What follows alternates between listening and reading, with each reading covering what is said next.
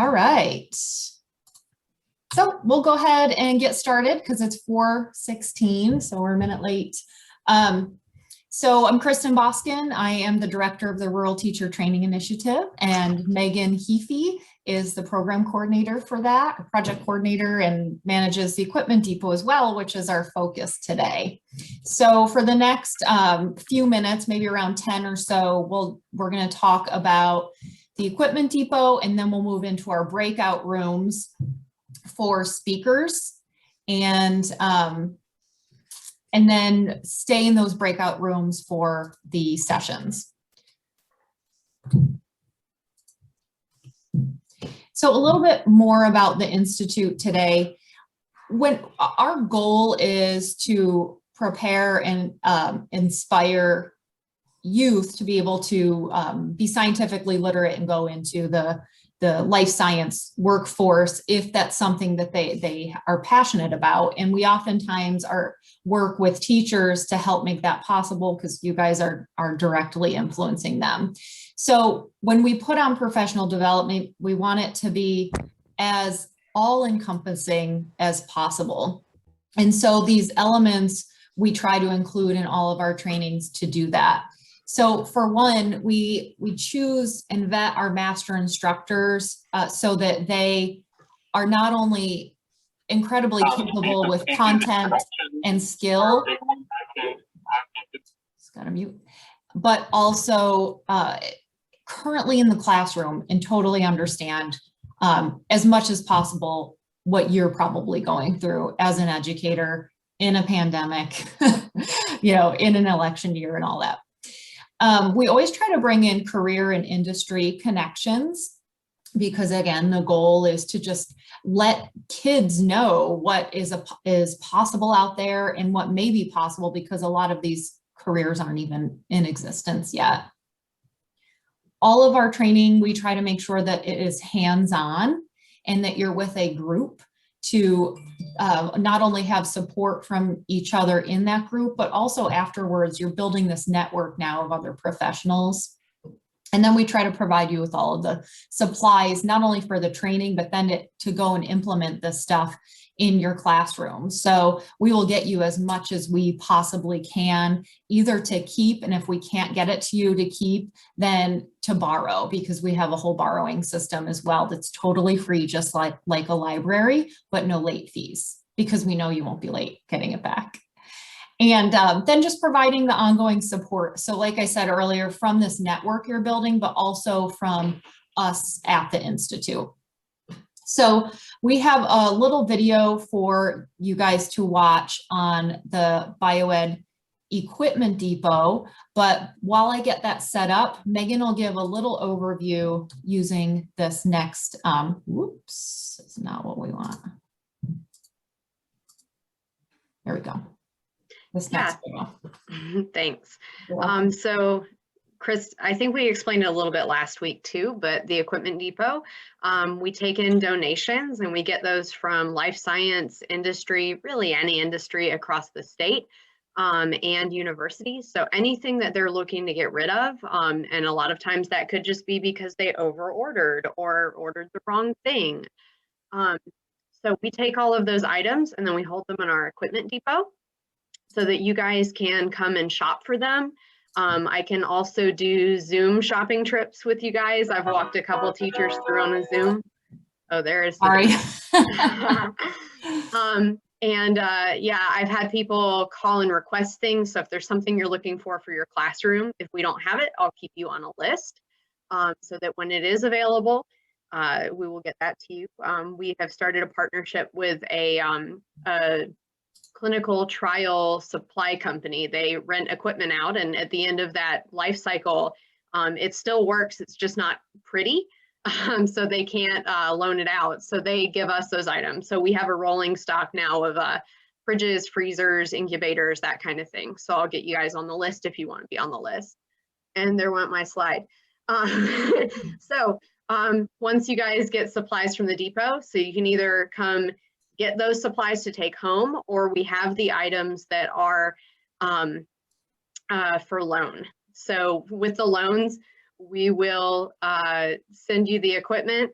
to use in your class, and we'll send a return address label so that when you're done with it, you just stick it in any UPS return box, and it will make its way back to us.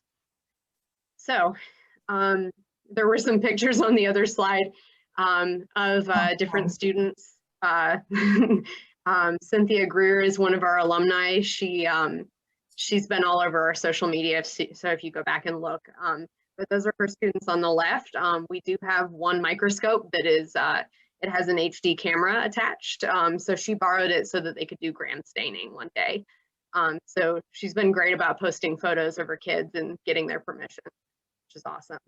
But you can see we also have glassware, pipette tips, culture dishes, you name it, it usually comes through. So if there's something you want, yeah, Samantha's been, she's been one of my visitors this year. So yeah, it's definitely, if you guys are coming through town, just let me know. I'm happy to do weekend trips as well. I live 8 minutes from the depot, so I don't mind meeting you at kind of off hours if that's what's going to work best with your schedule. So now it can be video time. All right.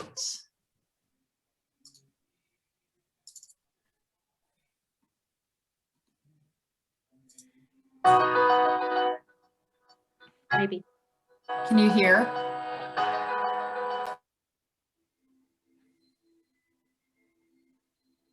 There it went.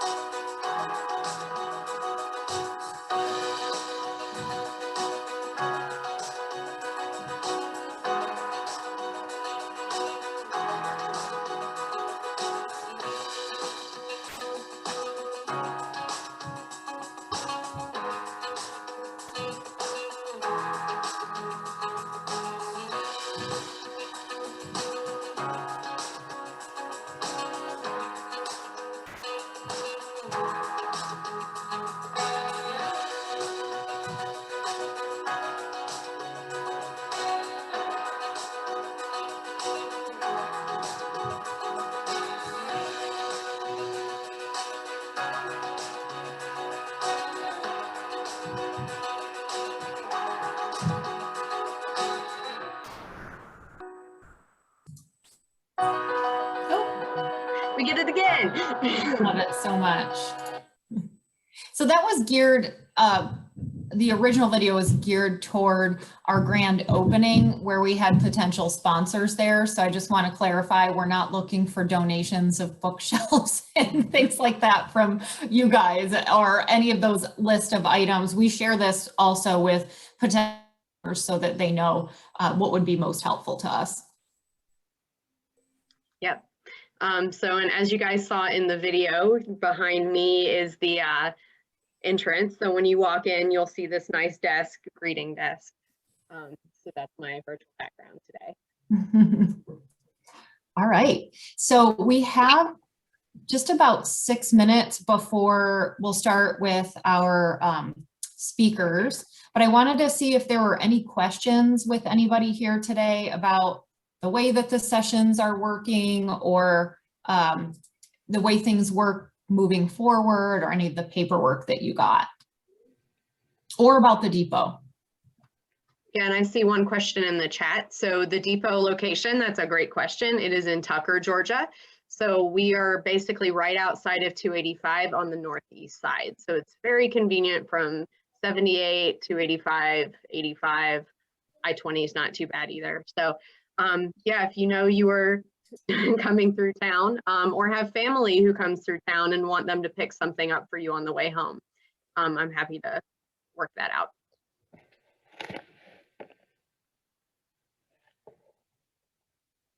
So do we have any other questions?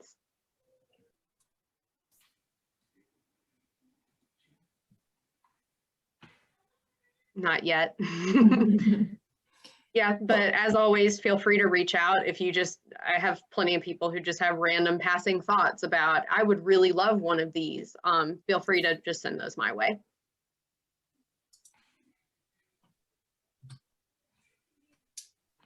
So a couple of questions that we've had, the sharing sessions that are coming up in the fall.